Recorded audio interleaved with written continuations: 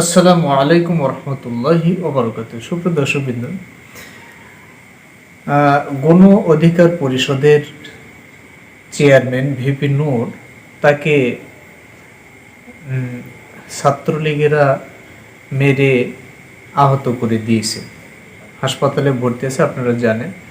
সুপ্রিয় দর্শকবৃন্দ, আমাদের উচিত যেন বাংলাদেশের সমস্ত নাগরিক সুরক্ষা পায়, এমনকি যারা রাজনীতি করছে তারা তো রাজনীতি করে।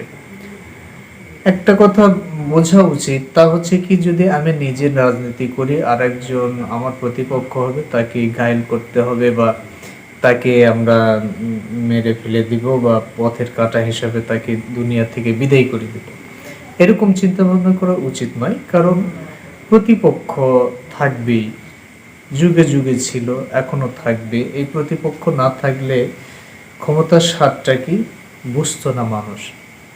আর বিশেষ করে ক্ষমতার স্বাদ যখন কোনো মানুষ পায় তখন এটা ছাড়তে চায় না।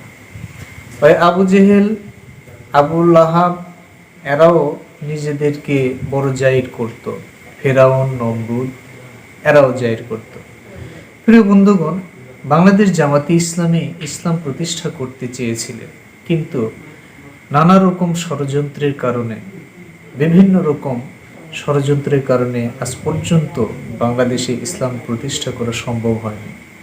আবার দেখা যায় যে এক এক সময় এক এক রকম মুসলমান বেশধারী, হুজুর বেশধারী, ওলামায়ে কেরাম বেশধারী কিছু কিছু মানুষ আছে, তারা জামাত ইসলামের বিরোধিতা করে প্রকাশ্যে। এই ধরনের মানুষ কারা?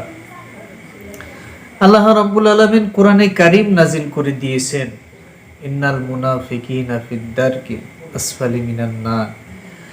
প্রিয় বন্ধুগণ, তাহলে এই আয়াতগুলো নাজিল হয়েছে কেন? যারা ইসলাম প্রতিষ্ঠার কাজে যারা বাধা প্রদান করবে বা গোপনে গোপনে শত্রুদের সাথে মিলেমিশে একাকার হয়ে থাকবে, এই ধরনের মানুষেরাই তো আর তাদের জন্যই তো এরকম মুনাফিকদের আচরণ পাওয়া গেলে তাদের জন্য তো আল্লাহ পাক কোরআন নাজিল করেছেন, কোরআন নাজিল করে তাদের পরিচয় তুলে ধরে দিচ্ছেন।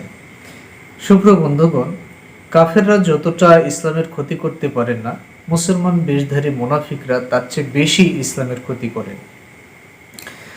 এজন্য আমাদের সকলের উচিত, প্রত্যেকটা মুসলমানের উচিত ইসলাম প্রতিষ্ঠার কাজে সকলকে ঝাঁপিয়ে পড়া। জামাত ইসলামকে সঙ্গে করে নিয়ে, ইসলামী ছাত্র শিবিরের সঙ্গে করে নিয়ে ইসলাম প্রতিষ্ঠার কাজে সকলে একসঙ্গে, কোনো দ্বিধা, কোনো মত সব বাদ দিয়ে জামাতে ইসলামের কাছে এসে আল্লাহর দিন, আল্লাহর জমিনে প্রতিষ্ঠা করার জন্য ঐক্যবদ্ধ হতে হবে।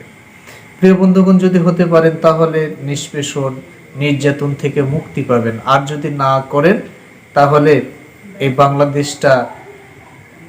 বাংলাদেশটা হয়ে যাবে হায়নাদের খাবার হয়ে যাবে, এটি হায়নাদের খাবার হয়ে যাবে।